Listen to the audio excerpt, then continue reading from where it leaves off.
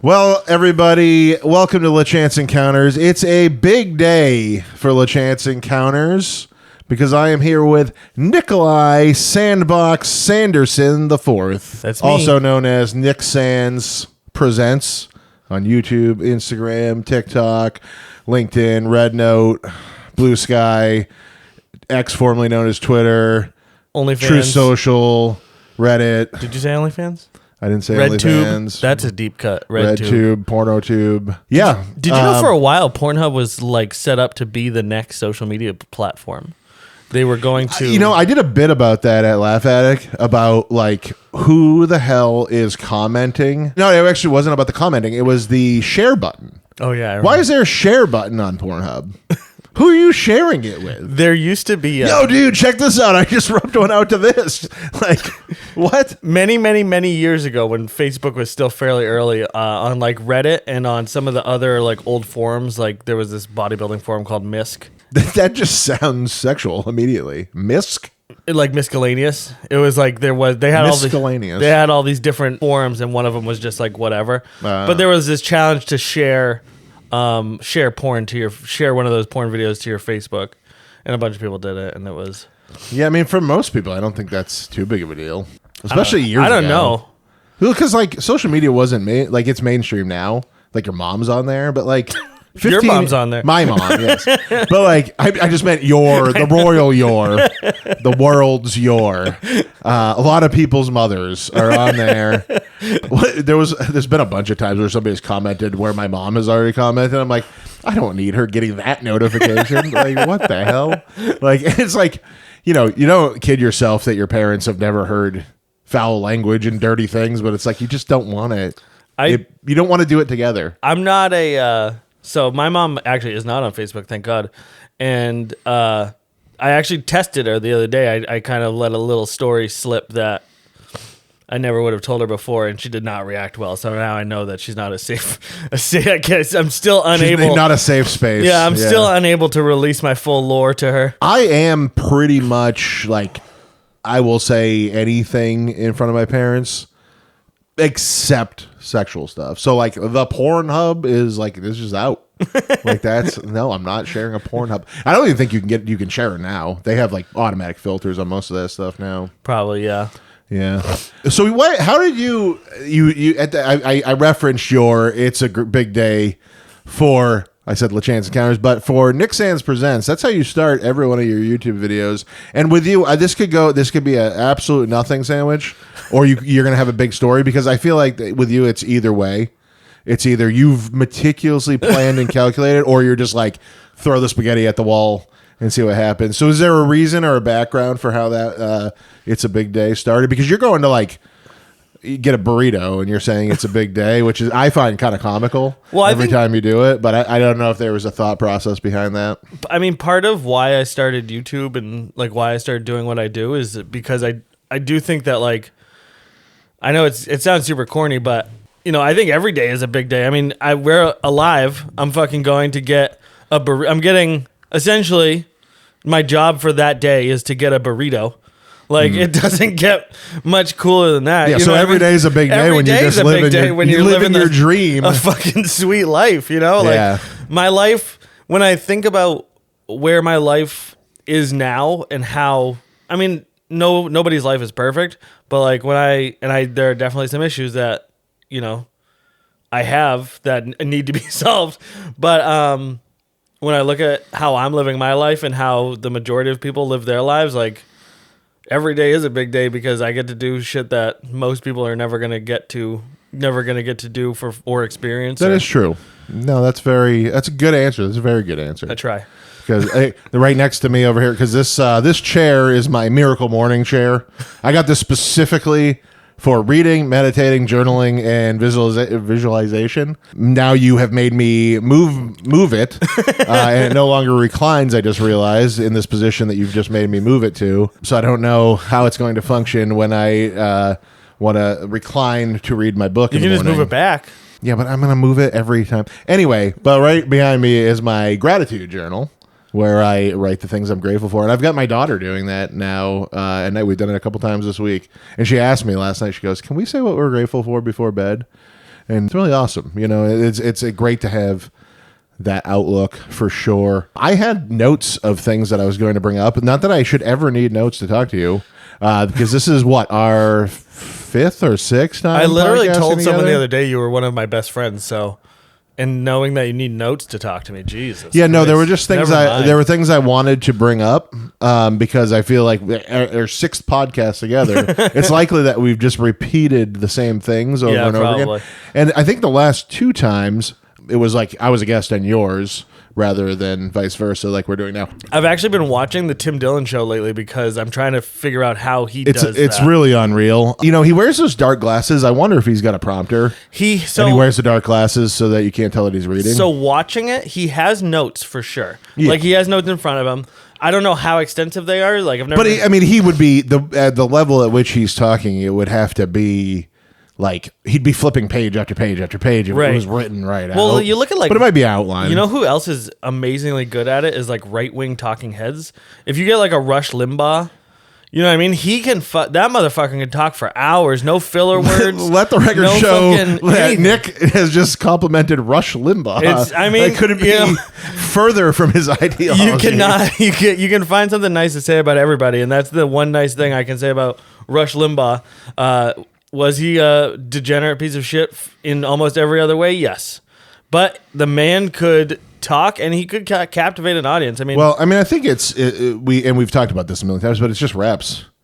Like, I mean, doing this podcast since I started getting serious about it this year, so many people are like, "Oh, you're a natural." It's like, no, I've talked on a mic and in front of cameras a million times, and I'm like, still, I watch, the best of the best, and I'm like, I suck still, compared to like Tim Dillon or somebody like that that's been doing it.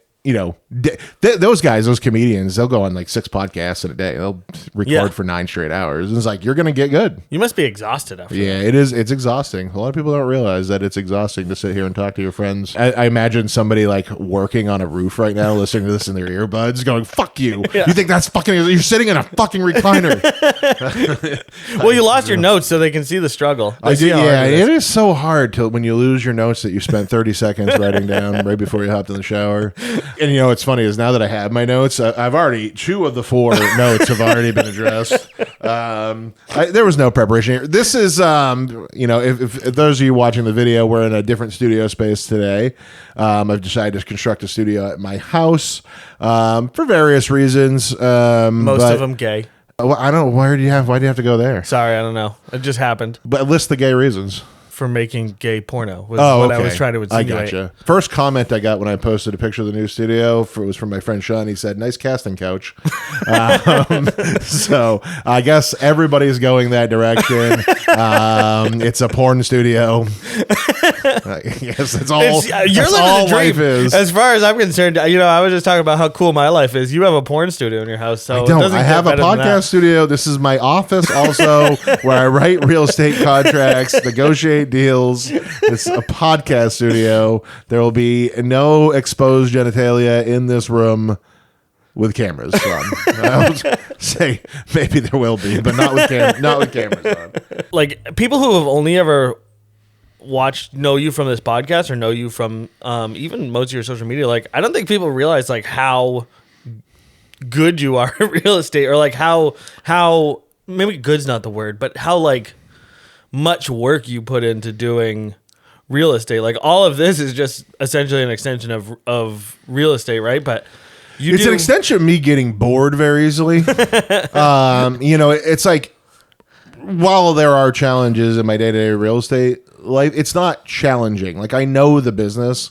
It's like I took on the mortgage license last year, and that's still challenging. I'm still learning a lot, but it's like, and don't get me wrong, I learn new stuff in real estate all the time, but it's not like every day I'm just trying to survive and learn the business anymore. So it's like, I know the answer to most of the questions. Like I know the solution to most of the problems now. And it's like not a challenge on a level of like stepping out of my comfort zone. And neither is podcasting now either, but I guess leveling it up and trying to get it to spread further into more ears. And I was thinking too, I was like, this is going to be like the least listened to podcast, even though it might be the most quality content because we have such a good rapport. But like everybody's going to go, why do I want to see those two fat idiots again? Like, the heaviest breathing in the Northeast. I'm going to listen to these guys choke on their own phlegm for 45 minutes. Why do I want to do that? But I'll clip this. Watch this. It's interesting. Me and Nick are interesting. One thing I don't think we've ever talked about together, because last time I had you as a guest was pre LaChance Encounters. I don't think you had been down this path yet. Was when you ran for town council, or is it city council? Town council. Derry's like, I feel like right on the line between city and... Yeah, we are technically a city. Like, we have the ability to vote ourselves to be a city, but we choose to be a township, even though all of the things that make it a township, people then complain about. So it's like...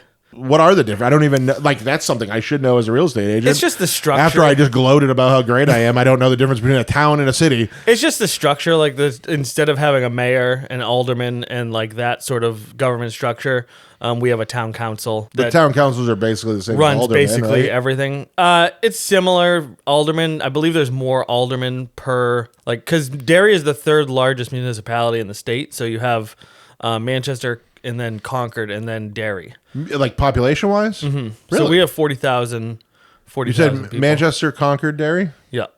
Wow, I would have thought Nashua or Portsmouth were... No, Derry is huge, and it's all residential, so there's no... Which is why you see such a high property tax there. These are all things I should know about... Well, I'm your go-to. I'm your go-to. See, I guess I'm not that good. I guess I retract your compliment.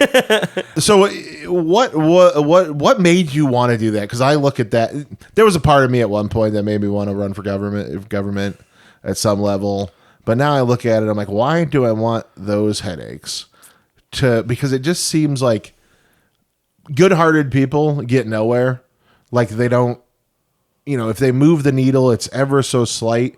And I always feel like my impact is better, you know, in this sort of thing where I bring, you know, local businesses on and help them promote themselves, or, you know, teaching my child right from wrong and my philosophies on different things. Like, I feel like all those things that I do in my life, just trying to genuinely be a decent person 95% of the time, is 93. Making more impact than anybody ever does in government. You know, it just seems like a losing effort.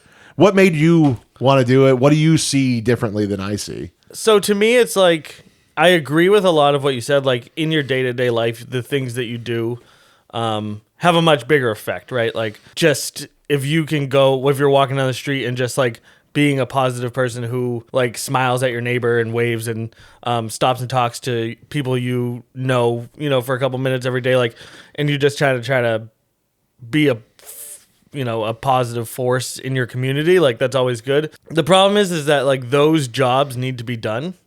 Like, the town council, it needs those people on it to do that job, to balance the budget, to figure out where we're going to spend the money and do these things. Does it, or could we just privatize everything?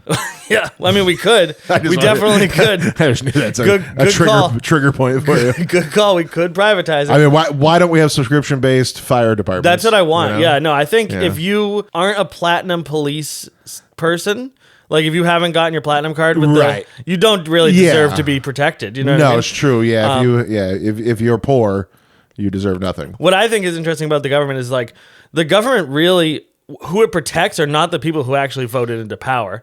Like the police department's the best example. Is like the police department really who they protect. I mean, they protect the landowner. They protect the structural society things, but they really protect the old and the young. Like if someone, the example I think of is like if someone broke into my house, I probably wouldn't call the police. Like if I why would I? Well, like, what would be the point? What would be the point? I mean, you kind of have to. If someone broke into my house and I was able to scare them away, like, why would I call the police? So that they don't break into your neighbor's house next. I mean, they probably won't. To protect the old and the young. Yeah, but I mean, like, whereas, like, if I'm an old, like, they're going to come out, they're going to write, like, like, I'm not a police caller at all. The last thing I want to do ever is talk to a police officer. I just don't think. But if somebody broke into my house and they went running off down towards my neighbor's house, I think I have an obligation to report it. That's all right. I didn't think about, a cop car should come through here. I'm just saying, with like, lights I don't on and need make to call them, sure that person disappears. I don't need to call them as a means to like come out, do a report. Like I don't need to file. Yeah, I mean, they're going to do the whole rigmarole. You know what I mean? Like I don't need to do that. But like if I think my like neighbor is, you know, abusing their child, then that's a situation where like the police can do a great job. But I think for the average person, like, you know, it's all of like the people who are most vulnerable who need this representation, and they don't really have as big of a say as they should in our society. And so it's like it's kind of up to us. Why do you say old people don't have much of a say in our society? Because I mean, they can vote. Yeah, but they're dying off. So like as their voting pool shrinks, they have less control so there's a segment of... There's a segment of... good, because the old people are the racist bigots.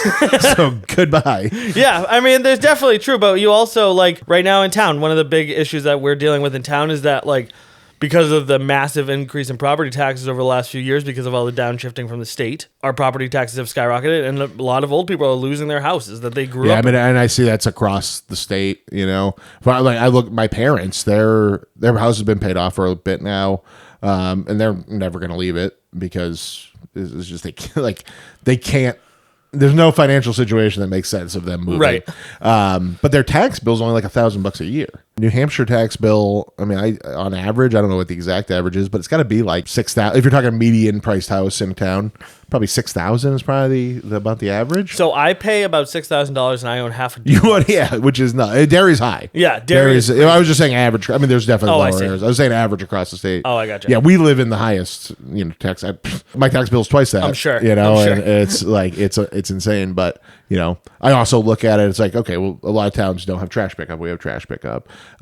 We have very good schools all the way to high school. I mean, if I'm over in Dunbarton, I got to ship my kid over to Bow anyway. You know, so you know, I don't know that there's a 1-for-1 value in the money. You know, if they're spending it efficiently, but I know you do get.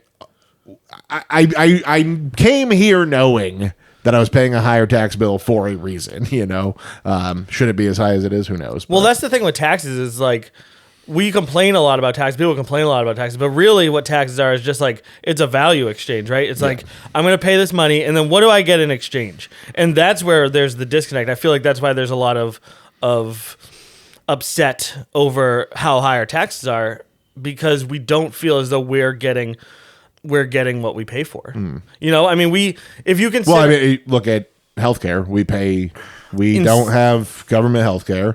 I mean, we do it to some level, but we don't have universal like a lot of the world does, and we pay the most. Well, this is in healthcare. Again, we're all over the place right now. We're fucking jumping everywhere. But I think we went from you running the town council to the hot button national issues. But with healthcare, not only... And I said, I'm never doing politics. Not only do we pay more than anybody, we also... American taxpayers have funded every major medical breakthrough of the last 100 years through grants. Not just in medical. Look at automation and all the things that are eliminating jobs is we've funded a lot of this technology through our tax dollars, and then the truck drivers lose their jobs or whoever it is. But we're paying for it, and that's the raw deal that we get, especially with healthcare, where you look at something like insulin, which was originally developed by a doctor who then gave the patent away for free. And now people are spending $500 a month just to cover insulin because they have insurance that jacks up the price. Did you ever see that kid, it's like Martin something, who he bought I don't know if he bought it or inherited it or whatever, but the company that had one of the AIDS medications, and then he jacked up the price. Yeah. Have you ever seen him on Legion of Skanks with Shane Gillis as a guest? They just hammer him so bad. It's so funny. He's trying to argue. He's like, Shane, if your manager told you, hey, we're just going to sell tickets for $1, would you be okay with that? He's like, does hearing the jokes at my show save people's lives? It doesn't. He's like, he goes, he's like, so what's the truth here? Tell me exactly. And the kid goes through and explains it. He goes, yeah, that sucks, dude. That sucks.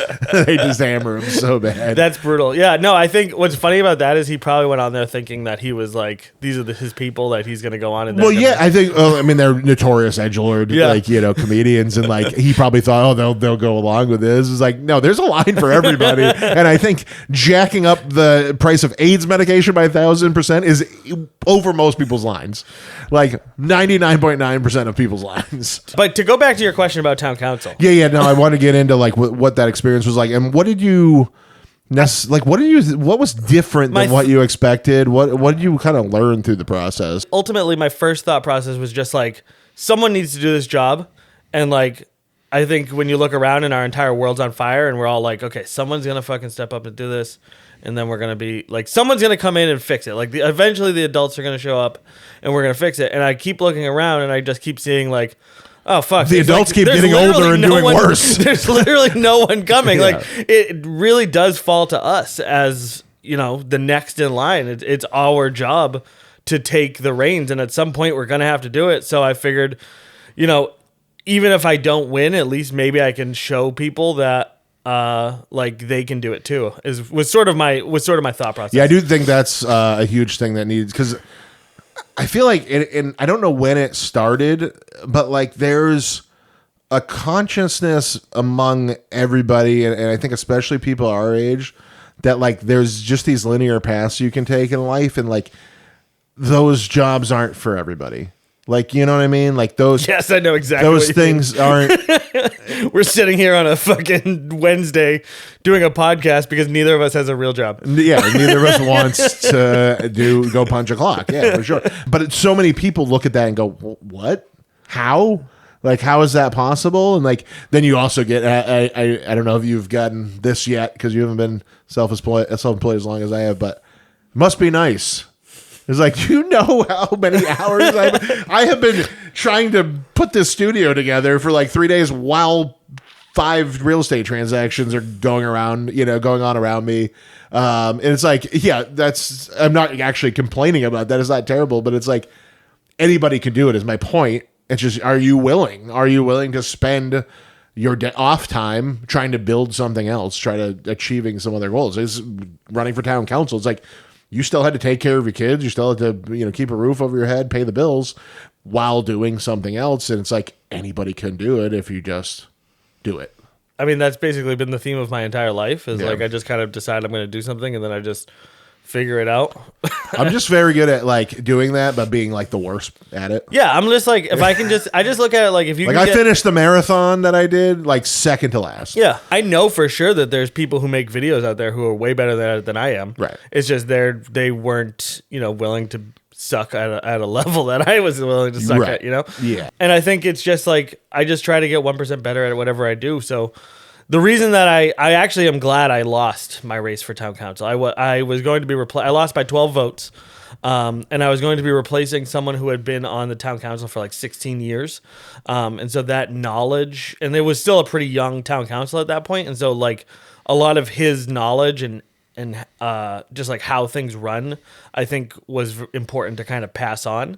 He became like the default leader of the. Yeah. I don't remember if he took the chair or not, but he just kind of understood like the levers and how things worked, how things are supposed to go. The word levers in politics and government freaks me the fuck out. Well, it's like fucking flip levers. Have you ever watched a town council like or any kind of thing like that? A little bit, yeah. So like little things, if you watch a new town council, like they'll be like they have to remember to like ask for a motion on something still. Like, all right, let's move on. And then you have to be like, okay, motion to move on. And then someone has to say seconded. And then everybody says, you know, they like agree to move on in this very formal way. And so just like remembering things like that, that may or may not be important, but are. Well, I think it's important, not necessarily the structure itself is important, but being consistent with it is. Yeah.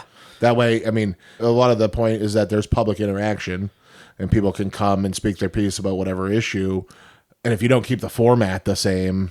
Right. That's kind of cutting off the public a little bit because they don't know what to expect. Right. And it's also very clear, like when you're like at the end of public discussion, It's like a very clear, like, this is the end of that segment, and now we're moving on to this segment. And all I can picture is Parks and Rec every time that's exact. Parks and Rec is so spot on to how government actually is. Like, absolutely nailed it. Awesome. Absolutely nailed it. Fantastic. Well, what's cool? It sounds bad, but what's cool is that, like, all of the people, it's not like you get paid. You know what I mean? Like, all the people who are there, whether or not you agree with them, like, they want to be there because they think that they're doing something. They think that they're doing the right thing and they're being better. It's not like the federal government where, you know, you could run, and if you get into the House of Representatives and you get $174,000 a year, you get the best insurance in the world. You get basically Section 8 to live in Washington, D.C. You get all of these sweet benefits. But there's a lot easier paths to that level of lifestyle, though. Maybe, but I mean, like $200K. You know, talk about the benefits back. I mean, maybe it's $250, but that exists at a less of a climb. I'm talking about only the above board things, the above board benefits of becoming. Well, I understand, and like, yeah. I mean, I wasn't going to get into the corruption, but I mean, I think everybody, you know, I think at the town council level, you know, up to maybe mayor of a smaller city, like that's like where people are there to help. Like, where the government were here to help is like a real thing. And then like anything above that, everybody's just in it for themselves. I mean, I sadly believe that, like, as a 99.9%. But I think that's how it's set up to reward those things. Sure. Because the people who were in power before for selfish reasons then set it up to benefit themselves. And then now it's just sort of like a self-feeding thing. I've always said I think that the number one thing that, like, the next group should do is start cutting some of those benefits. Why does every senator and congressman get the best healthcare of all time for the rest of their life, whether they're in office or not? How is that? Everybody else is screwed. While everyone else is fucked. Yeah. I think it was Mike Johnson during I called it Section 8 because during that time he introduced a bill that would give every senator and congressman, I think, $2,000 a month to help pay offset cost of having an apartment there. But he was also at that exact same time. If you got to travel for your job and you have to live where you represent, I mean, I think that it does make sense to pay them. At the same time, he's an incredibly wealthy person, and he's voting to cut Section 8 to poor disenfranchised people. If these people weren't reaching huge levels of success through other channels, then it would make sense. Like, if we actually cut off, you know, no trading, no stock trading in Congress, and, you know, found a way to eliminate whatever these lobbyists are kicking to the, you know, if we found a way to do, then it would make sense that, yeah, you get a stipend for where you live. Yeah, like, you know, that makes sense. But I remember everybody's giving Bernie a hard time. Oh, he owns 3 houses. Like, yeah, one of us is like little condo in DC where he has to live to work, and then he has to live in Vermont too, and then he's an 80-year-old guy who has a lake house. Like, that's not rare, like a modest lake house. The Bernie thing is crazy to me because most of all of his extra wealth came from his book. Him and his wife were both well paid. Like, they had regular private sector jobs. Bernie's only been a senator for 18 years. But even 18 years as a senator, $175,000 a year, whatever it was when he started. But like, if you manage your money properly, you're going to be doing pretty well. They both have pensions. It's not crazy that somebody would have a lake house in Vermont, you know, with that type of career. Right. Like, if you take it into the private sector and the mass the same, like, it's not crazy that person would have a second home. Like, the fact that people can't understand the difference between millions and billions is just like, it's so easy. The fact that people can't understand people taking money from AIPAC and not taking money from AIPAC is crazy. What is more corrupt? Bernie Sanders had a book deal, or, you know, the vast majority of our government is paid for by AIPAC. Yeah. But we don't have to go down that road for you. That's quite a road to go down that I'm not qualified for at all, for sure. Oh, I was thinking when we were talking about Parks and Rec, did you ever encounter anybody in the dairy government system that would be a Parks and Rec character? Like, so I'm thinking, I'll speak a little bit while you think about that, but like, I'm thinking Sewage Joe, Jeremy Jam, you know. I cannot express to you how spot on that show is. And I have met every one of those characters. I have met every person, the people in town government are so eccentric, in great ways. And like, they're all. I mean, I'm not a normal person. You know what I mean? So like. Oh really? So when I is the picture of Nick in frame up there? When I'm saying this, it's not to be insulting to anybody, but like the show. That show is absolutely spot on as far as town government. Everybody in there is very eccentric and fun, and like, I mean, at that time we had at the head of our chair, Jim Morgan, who was a great dude.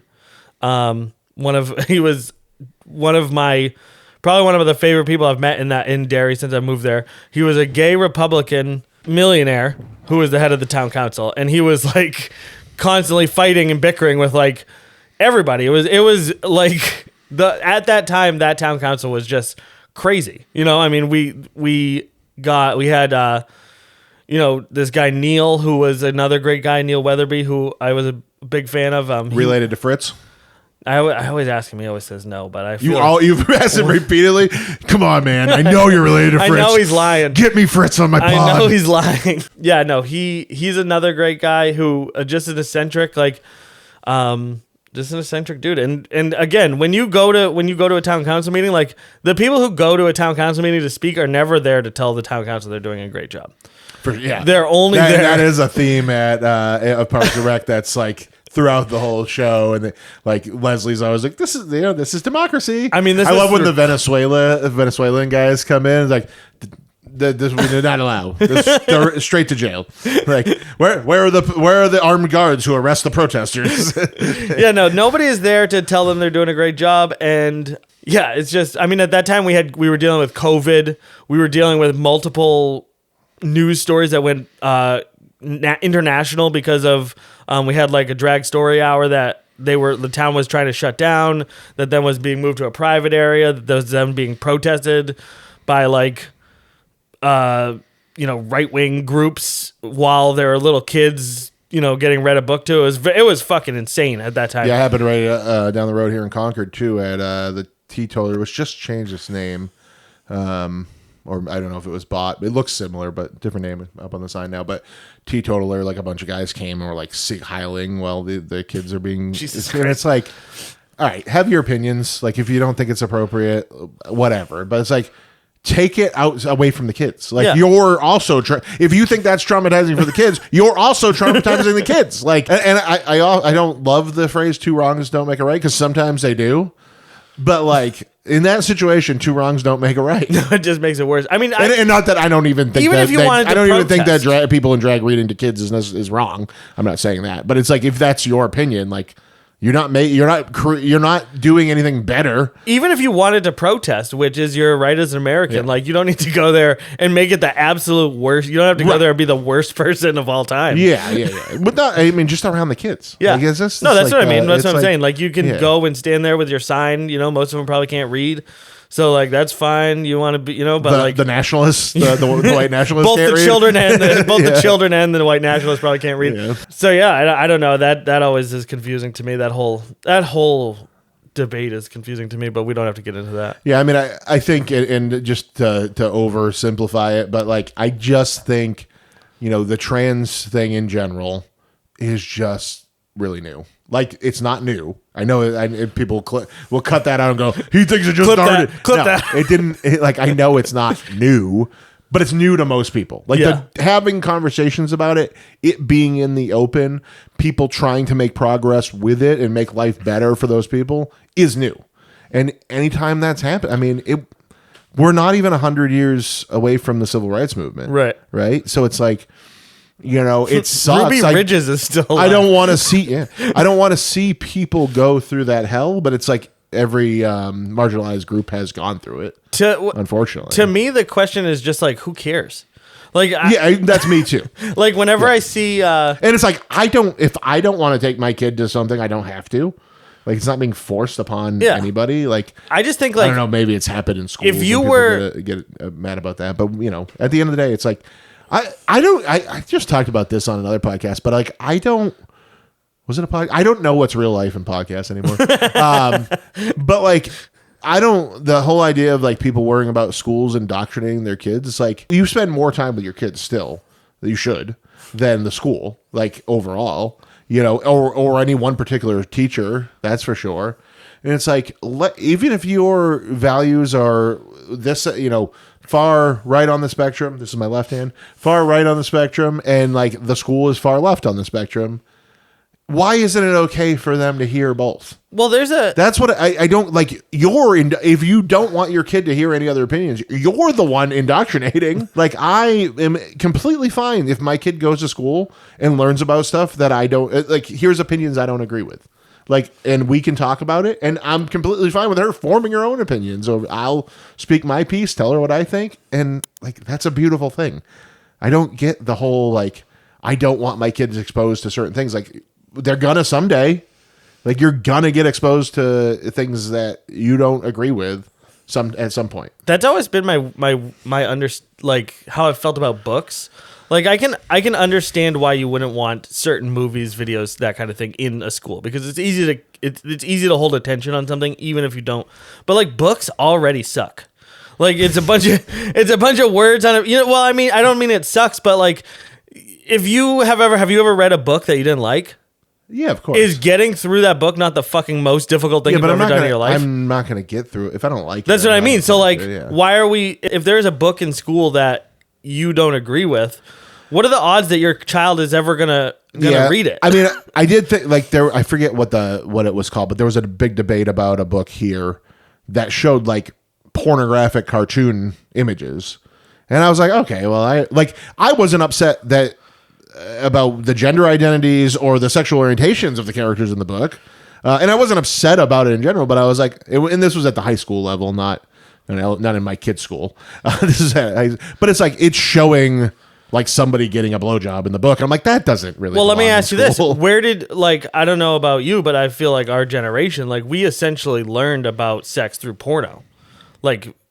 And we had access to the internet. Or your creepy uncle. Yeah, or if you were lucky. But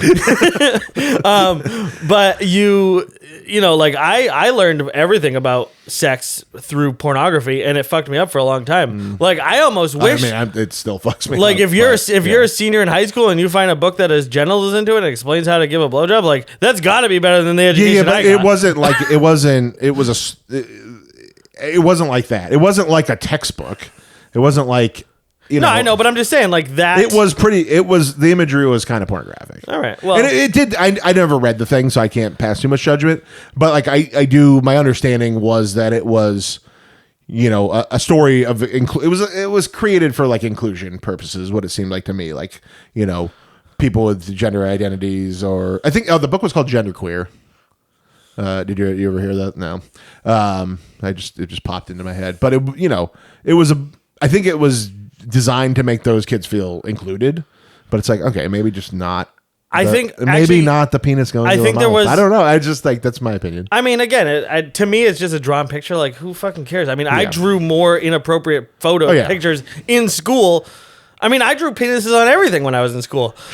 Yeah. I mean, I can't even articulate why I don't like it. I can understand. I do understand what you're saying, but I think when you look at it rationally, it's like, again, I'm not that worried about it. It's like, not the end all be all. I know that you're not. Yeah. I'm just saying, I think that the argument itself is based on the idea that, like, you're not, we kind of infantilize teenagers, I think, to an extent. Yeah. Like, a couple hundred years ago, my son's going on 10, in 4 years he'd be getting married, and going to work in a coal mine. Like, I feel like we infantilize teenagers. Yeah, but that wasn't necessarily good. No, it wasn't good either, but it's not good to also treat them like children. I mean, these people are going to be going to college. These people are going to be having real sexual experiences. I think there's a line, but it's like, these people are going to be voting. At 18, these people are allowed to vote. It shouldn't be. Be the case. Nobody should be able to have an opinion until 30. I just think we do this thing where we infantilize teenagers. But I also don't think we should like look at all the movies from our, like, American Pie was one that I was like a junior, senior in high school when that came out, and it's like that really normal. Oh, teenagers are supposed to be trying to get laid, and it's like they're gonna do it no matter what. I'm not delusional, but it's like, should we like say, hey, this is the norm? I think it's the opposite. I think that teenagers are always trying to get laid. because when I was a teenager, I was horny as fuck, and all I did was think about. But you were raised on American Pie and Fast Times at Ridgemont But High I think that the and reason that scrambled those, porn. And, but the reason that those were popular is because that was a universal feeling that teenagers had.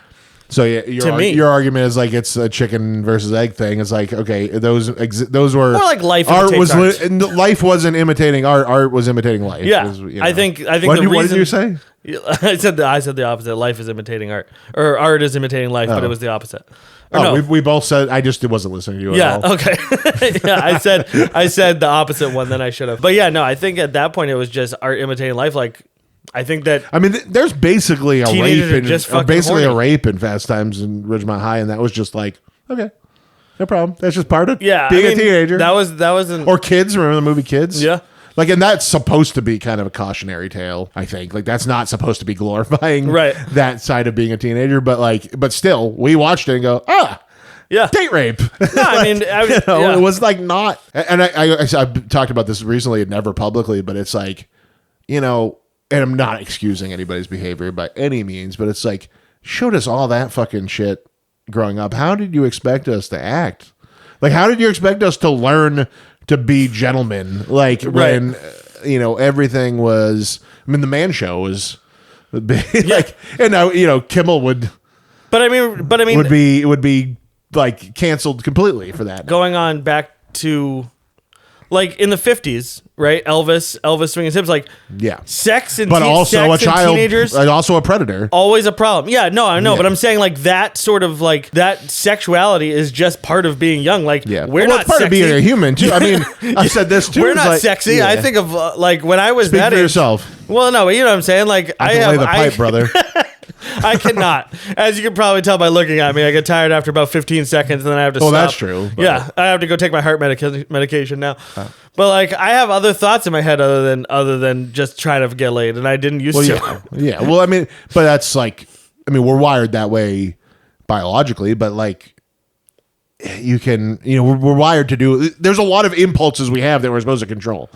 Yeah. Like, I don't know. I think it's okay to like tell the kids that they can have the impulse control, and it's like, I don't like abstinence only education, obviously. I mean, statistically everyone knows that's stupid, but like at the same time it's like, why don't we make it a given that teenagers are going to have sex? Like, can't we say, hey, not doing it's cool too? Yeah, I mean, I think that you just need to have I think with any kid, like, you just need to have the conversation, and you need to do it in a way that is age appropriate, and that's used in the opposite direction right now. Like, it's like, oh, it's not age appropriate to show them titties. It's like they're gonna be seeing fucking titties everywhere. Like, it's more age appropriate to talk with them as, oh, they've already seen titties and they're already gonna have sex. I remember, I was talking to someone the other day, and they were talking about how they found condoms at the school and at the high school, and I was like, that's great. Yeah, good. And they were like, right. what? That's not good. Like, they had condoms, like they were gonna have sex. I was like, yeah, they were gonna fuck either way. At least they're protecting themselves. Like, that should be the lesson to me. I remember when I learned, it was an older friend of mine in high. I was in high. He was like a couple years older than me, but he drove before I did, and he was like one of the first people I was out on my own with.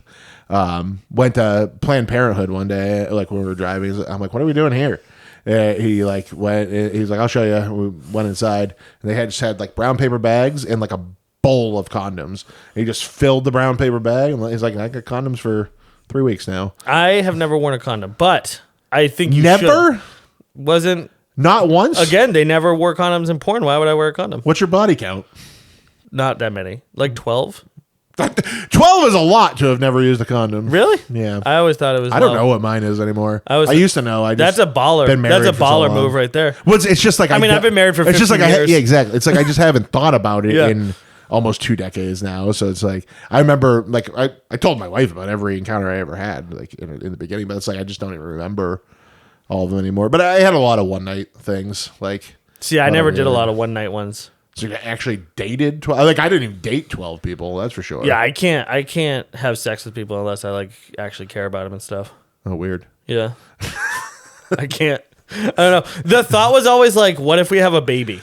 That was always my thought in the back of my head was like, what if we have a baby? Well, that's what the hindsight, condom's for, wore a Nick. condom, but I didn't. took you 20-something I wasn't years a very to learn what a condom was I didn't even graduate high school, okay? Cut me some slack. You didn't get to the condom class in high school. So, switching gears a little bit. You are a professional marketer, specializing in, as you can probably tell by my condom talk. Not a professional condom user. You never even had, like, after the kids were born, like, you're like, okay, because you can't go right back on birth control. No, I mean, I don't know. Just a pull-out guy. I don't know how to. Yeah, this is a weird conversation to have. But no, it's Tell never. me exactly how you made love to your wife right now. Yeah, no, I've never wore a condom. I definitely wouldn't wear a condom with my wife. Yeah, That seems almost insulting. But like, there's been times where like, I'm snipped up now. I don't have to worry about it at all. But there's been like, and then like, Erin went off birth control because she doesn't have to now. But like, there were times like after Brighton was born, like she was breastfeeding, so she couldn't go back on birth control. So we did condoms for a while. No, I don't know. I'm sure she'll love me talking about this. She probably won't listen to this episode because it's the 5th or 6th Nick Sands and Alex podcast. But this part's going to get clipped, so she'll probably...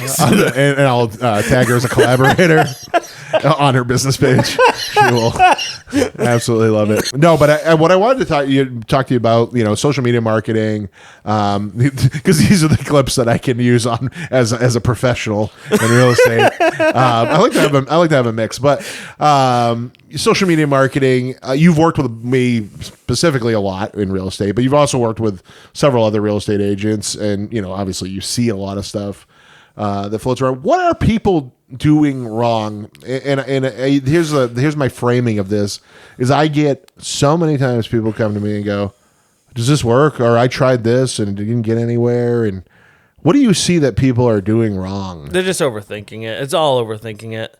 The best advice I could give you is just like, nobody actually knows what they want.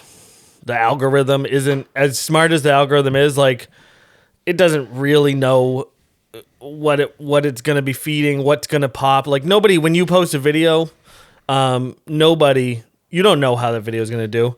So like some of the stupidest fucking videos you've ever you could even imagine have gone viral, and some of the greatest, most highly produced. And I've sent about 300 of them to your DMs. Yeah. I mean, like, well, think about some of the videos that I've spent the most time making, enjoyed the most, put the most effort and like creative thought into, have flopped. And some of the ones that I have just like, oh fuck, I really need to post something today, have gone huge. So it's like my biggest post was one of the 4 times I've posted something involving AI. Yeah.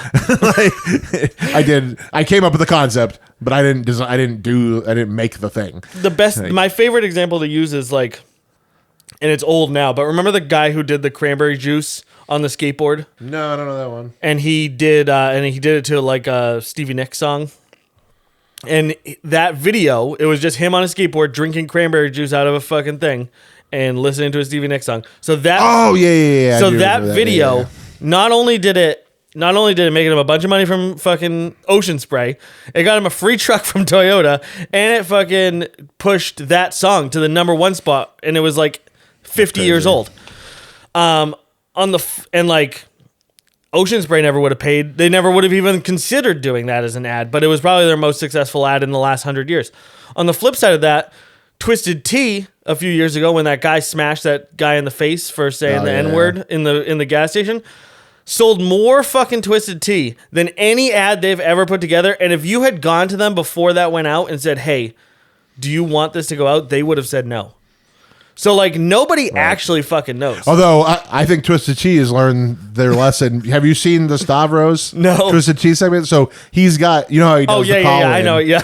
He's like, he Time to doesn't get tell the he doesn't tell the guests he's doing it. He's like, whoa, what's going on? We're entering the twisted zone or something like that. Like, this is the twisted, fucked up fucking question of the fucking week. And it's like the most ridiculous shit. And I'm like, they're paying him for this. He actually made a comment on one of his like, I don't know how much longer they're going to want me to do this. But yeah, if you like, so I think the lesson that needs to be learned is that like people don't know what they want to see. You don't know if a video is going to do good. Anyone who's promising you they can make you go viral is a fucking liar. Like, just, I cannot tell you how many times I go into a company and they're like, all right, so these guys have promised us that they can do this for us. And I have to be like, yeah, they're fucking lying to you to get you to pay them. When you get a client that wants you to help them grow their social media, you don't make any promises, do you? No, I tell them, we're going to put out one post a day, and then we're going to take that information and we're going to see what people want to see. And like, you can sort of like steer the ship, but there's no hard turns. Like, it's not Formula One. It's driving an ocean liner across the fucking ocean. It's not fast, sharp turns and doing this and doing that. It's a lot of like, this is sort of the end goal that we want.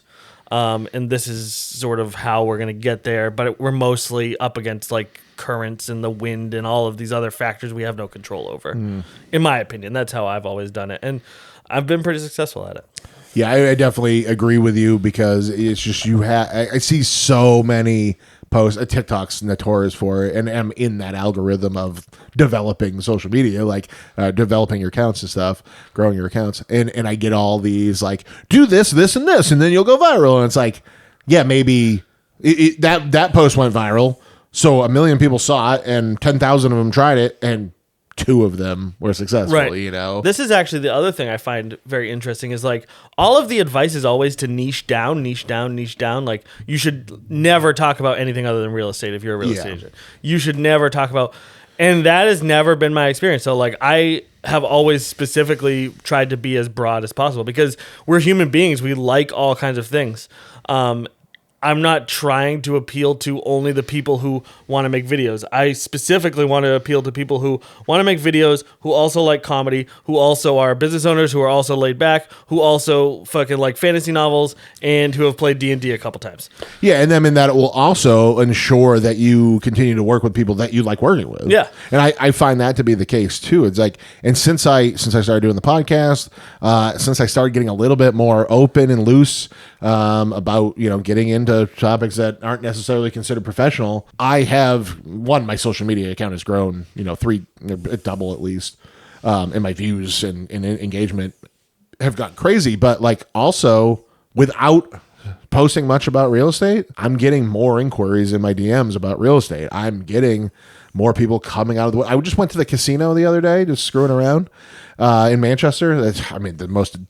I don't recommend it. Most depressing. I'm not normally going to shit on a business, but go down to, it's all charitable, right? Charitable. Go down to the Nash, much better casino in New Hampshire. But anyway, the Manchester casino, go in there, I'm walking out and I run into somebody that I know, and he was working there. He was like, hey, ready to buy a house. And it's like, I haven't talked to him quite a while. He's probably just sees my posts, and every one of them, just if they're about whatever they're about, it's still my name on Instagram, 603 Real Estate. People are going to remember. And I sprinkle in the real estate posts. But if you're just, nobody's going to watch if you're just talking about loan to value ratio or loan to value and debt to income ratio and credit scores and contingencies and VA versus FHA versus conventional USDA. Like, if you're just going on and on and on about all this real estate bullshit, nobody wants it. Right. Nobody. 0 people.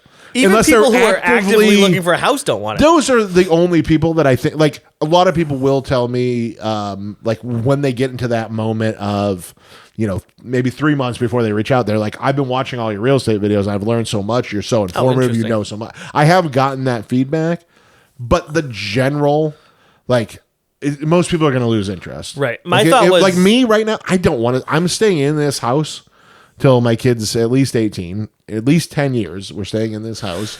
I have no interest, like, as a consumer in real estate, like, at all. Right. And that's most people. Like, and like the average is, I think people move every 5 years. So it's like 4 years they're not interested in hearing all the real estate nitty gritty on a daily basis. Right. It's like I can see it in my views. Like I go to Instagram right now and give you a real life report on exactly what's happening here. So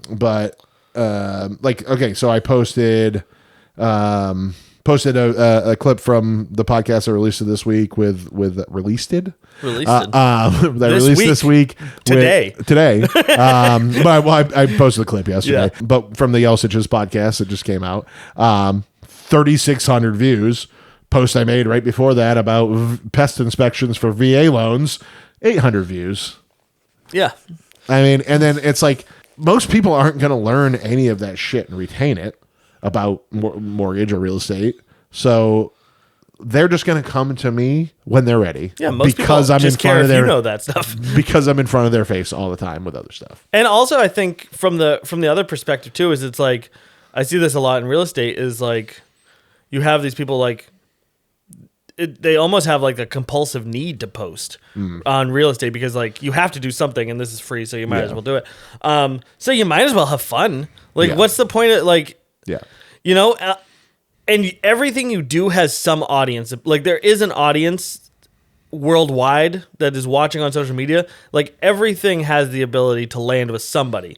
So it's just finding your audience. And I think the best way to do that too is just send out more and more stuff. Like the more stuff you can put out, the better as far as I'm concerned. I think too in real estate, one thing that people kind of miss is, and especially when you're working as a buyer's agent, especially a couple of years ago, it's not quite like this anymore, but you're going to spend sometimes months going to showing after showing after showing, having late night conversations about how are we going to structure this offer, have the early morning call of, hey, you didn't get the house.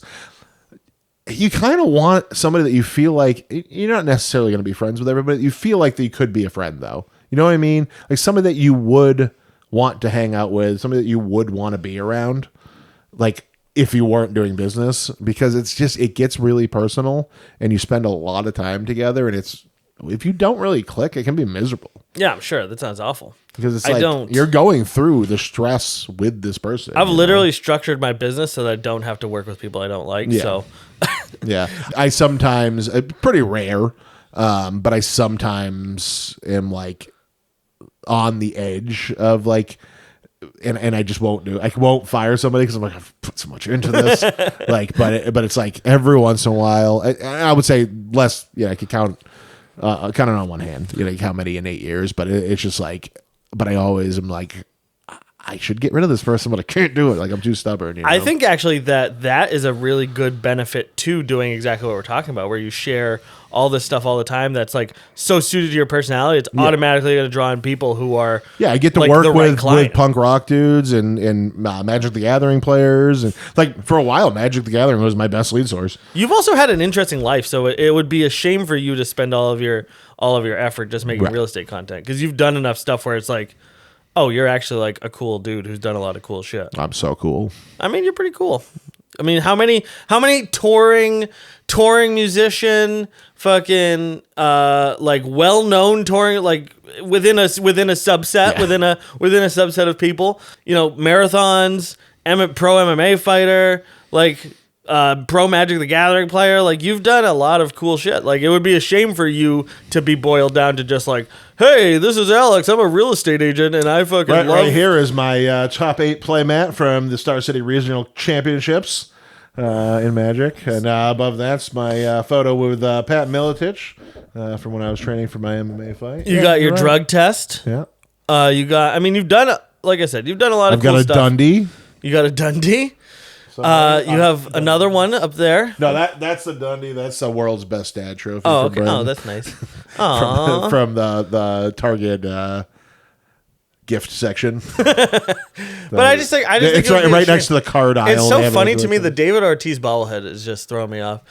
It's your love of baseball is so confusing to me.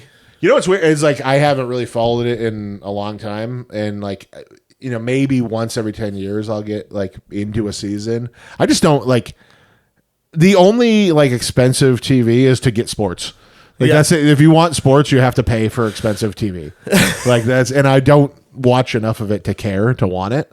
But it's like every once in a while I'm like, oh, I gotta get this app so I can watch this sport, and I'll get into it for a little while. But it was maybe 3 or 4 years ago. I went and paid like big money for playoff tickets to a Red Sox game, and like I always said, like if the Red Sox, I said all growing up that if the Red Sox were in the World Series, I was going no matter what. And then when it happened, I was 18 years old and the brokest I've ever been in my life. So I did not go. But we finally got to go to a playoff game a few years ago. They ended up losing, but up until it became a blowout, but it was close for a while. And it was like the most intense sports experience I had ever been to and I don't even like basketball. I went to a Detroit Pistons game when I was out for a mortgage thing in Detroit. And went into overtime. They tied it. The Pistons that were behind tied it. Like they inbounded the ball into like an alley oop and dunked it to tie it. Went into overtime, and then they won with like a second left on the clock in overtime. And I kept moving. I bought like the cheapest seats because I didn't really care, and I kept moving, but it wasn't full. So I kept like scouting out where there were like big patches of empty seats because you don't want to take like one empty seat. Right. You want to get in a big patch in case somebody comes. You go, oh, I'm in the wrong seat, and just slide over.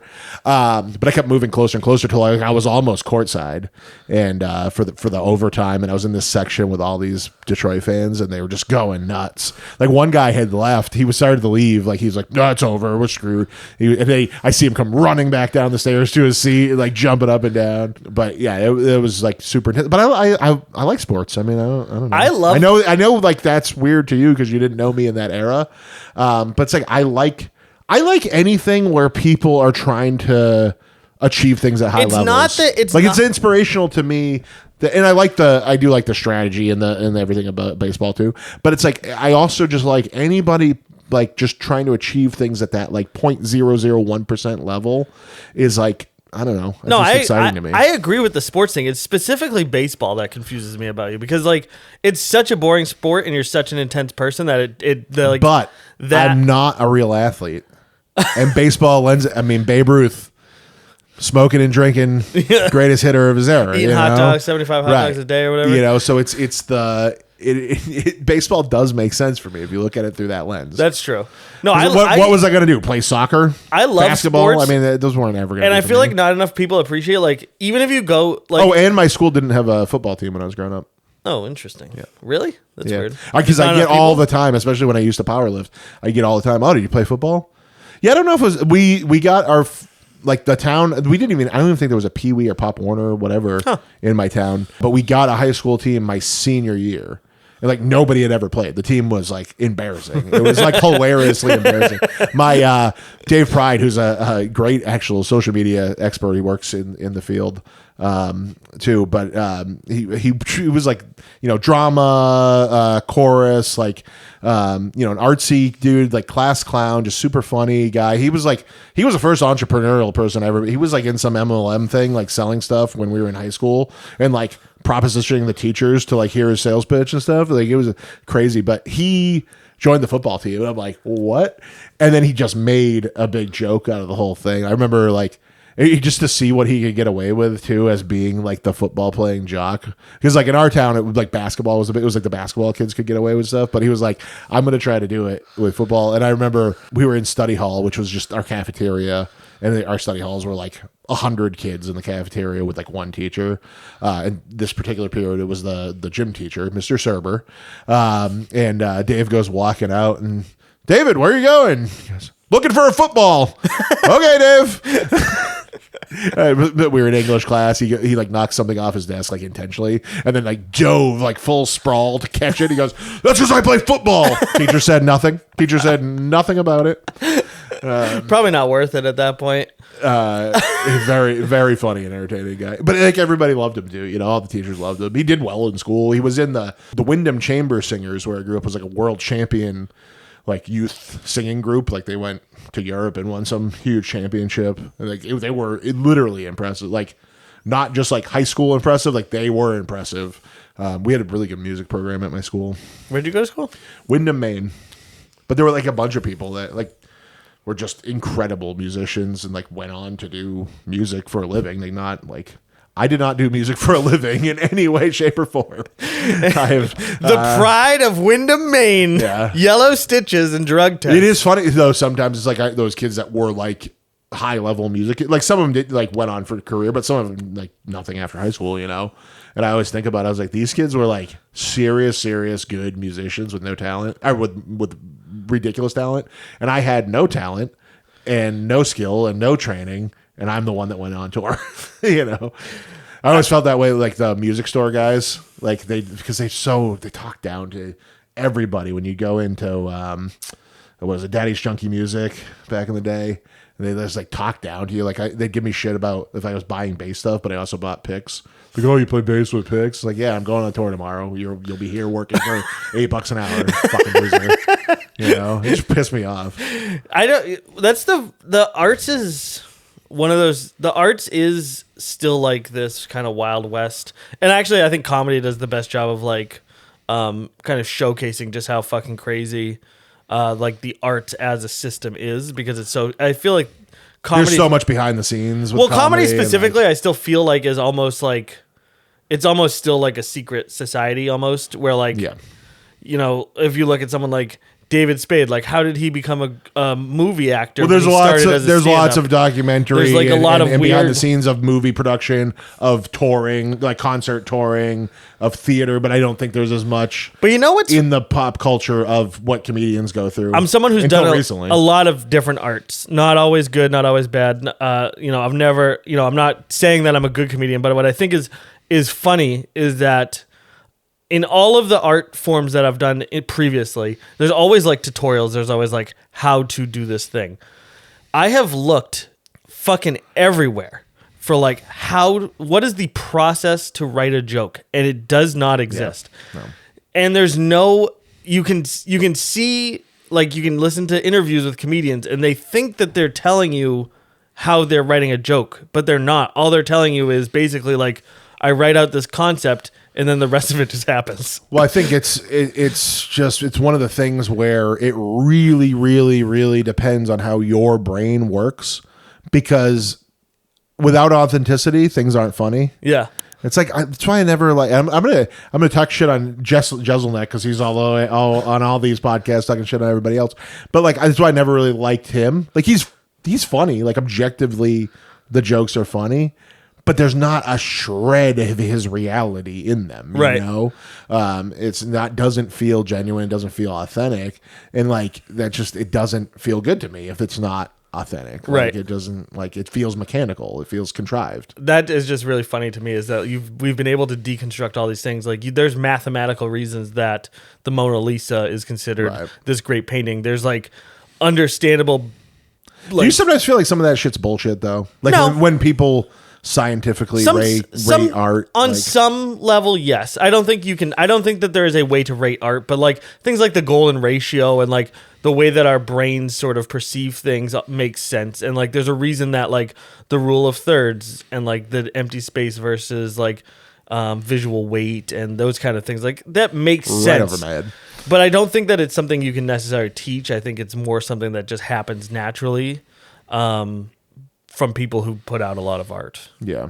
Like if you look at like Picasso made 55,000 paintings, I think, in his lifetime, and there's like a handful that are famous. Well, I think with any of it is like, you have to find you. Do you know what I mean by that? Like, yeah, for example, Yellow Stitches, my band. I mean, it's pretty generic punk rock. Like it's, if you break it down and look at the chords, the 10 Yard Fight just played a reunion show at the Bridge 9 warehouse the other day, and somebody had posted a picture of one of their set lists, and in every song, whoever had this particular set list, it said starts on E string 5, starts on E string 2, and I'm like, but I'm looking at it, I'm like, that's where all that, you could take a Yellow Stitches set list and put all of those, like it's the same exact. Right. We're starting the song, and 10 Yard Fight and Yellow Stitches aren't even. Dude, I mean, really considered the same genre. How many chords is the entire genre of hardcore play? You know what I mean? Exactly, not many. 5? Like, I mean, way more. But like, it's still all power chords. There's only we have a guitar right here. There's 6 strings and there's, count the frets. If you're playing only power chords, now Yellow Stitches layers it with lead lines that are a little bit more creative. But at the end of the, I mean, it's, Vanilla Muffins, Coxbar, like similar stuff is out there and has been for a long time.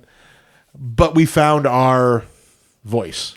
We found our authentic way to, and when I say we, I wrote part of one song. Right. But like we, developed this sound that was undeniably ours, despite, if you broke it down, being very similar to others, and a voice and lyrical content that, people weren't really doing, like just openly talking about crazy shit that's true, right? Rather than making up stuff to that's similar to something that's true that sounds fake, or leaving out like details, like leaving out huge details and being very vague. We're like, no, this is the thing that happened, right? And I think with any, and I'm not trying to toot my own horn of a band that I didn't write any of the songs for, but what I'm just saying is, like, in every art form, I feel like that's the goal, is like, no matter what what you learn structurally, technically, mathematically, whatever it is, you still have to find the version of that works for you and that is in your authentic voice and allows you to be natural and smooth. And if I may, my interpretation of Yellow Stitches has always been that, like, what you guys are doing is, and the reason that people tune into Yellow Stitches, at least in my opinion, is like, you guys obviously are like, it's sort of it's like you guys are so obviously such good friends, and like your friendship group is so much that I think most people are looking for, and you're sort of transferring that energy. Like, it kind of gives us a view into what it feels like to be like your guys' friend and have that kind of friendship that we may or may not have ever had, but with like seeing you guys hang out, like knowing you guys and sort of being an outsider to you guys, while being able to witness it, like your guys' friendship. And to me, that's what Yellow Stitches was always about, is just like friendship and how those things sort of created you as people. Yeah, I mean, just to take that a step further, it's like when we started, at the Anchors Up shows, like I wouldn't necessarily call every single person my friend, but I at least knew and saw on a regular basis 90% of that room every time we played. And then like also most of the other shows we played was the same thing. It was always people we knew. And then over time that changed to where it's like, I'm looking out there, I'm like, I don't know any of these people.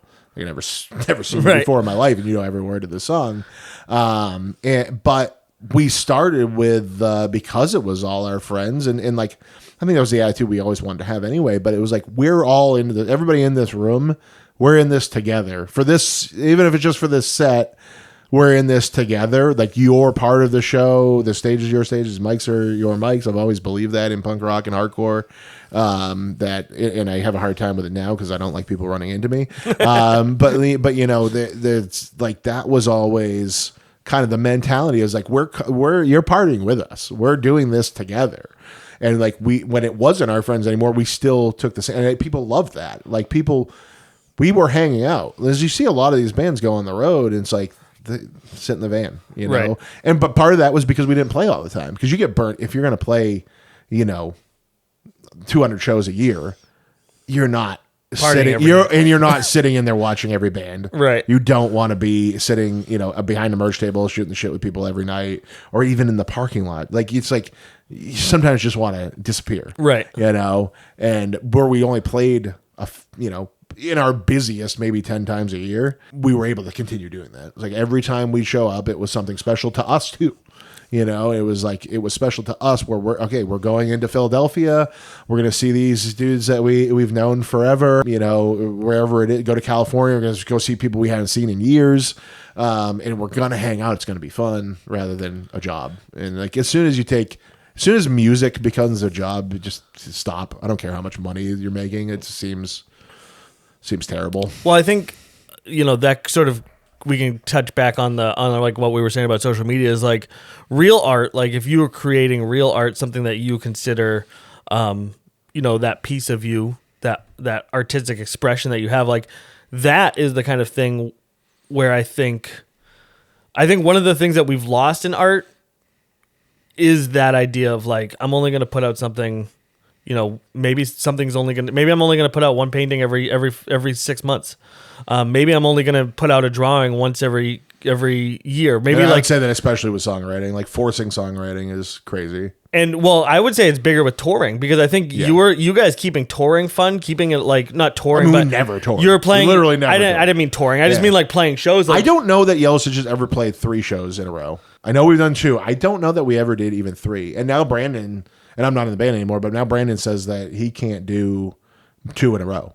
He loses his voice. He needs a day off in between. So, but I just think that is actually a better model for, and I think that we're actually missing that. I think that's one of the like sort of side effects of social media is that we ended up in this vapid sort of like surface level artistic expression where it's like you're so forced, and at the end of the day your creativity is so fucking drained that you'll just put out anything. Well, and I think that's how social media works, right? Like you have to just keep putting stuff out, but Spotify doesn't have to work that way, right? You know what I mean? Like long form content doesn't have to work that way. Pressing a record doesn't have to work that way. And like you'll see prolific, my friend Josh in Skinhead, like he's put out so much music in the last, it's only been like 3 years I think he's been doing, maybe 4, been doing that band, put out so much music. And I just listened to a podcast with him the other day and talking about how it's like he keeps thinking he's done, and he's like, these songs are coming to me, and if that's happening, that's happening, but it's like never force it. Like never force the art out. The shit you got to put on social media to keep getting eyeballs on you, but just force that out. I do it all day long, right? But it's two different. Don't take social media and make it real life, right? No, in general. We got to wrap this up. Our next guest is coming in soon. This was a very good test podcast. Thank you. The best test podcast this station's ever had. It's a test podcast, and it's going to be real. I'm going to monetize it and everything. Hell yeah. All right. I'm going to make 37 cents. Just so everybody knows, Alex does give out really good royalties on all of these. So. Don't no.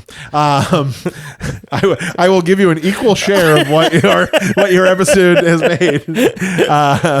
It might be. I believe I'm at like $24 lifetime. 50% of the 50% on royalties. So if you're famous and you want to come on a podcast, yes, I mean 100%. I'm trying to sell you here. You're fucking cutting it. Sell down. yourself. Where do people find you? What services do you offer? I mean, honestly, I take every job as a job. I am very picky about who I work with, and I'm very particular about what I do. So if you are looking for videos, social media content that is not normal, that's not super professional, and that is more fun and engaging than anything that any of your competitors will put out, then I'm the guy to contact. I'm going to push back. Nick is very professional. I'm professional. The word professional is bullshit.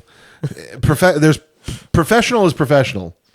Like, but the content we're creating, if you're doing something to earn money, I just mean if you're looking to do something that is not your traditional marketing experience. Non-traditional would be a better word. I will say I am good at what I do.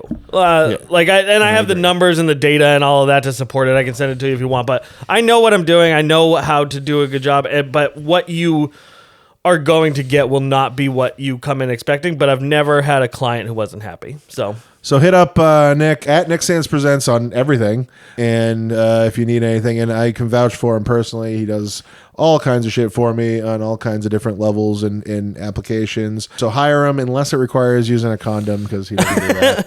And we'll see you next time. Bye. He had to get that in.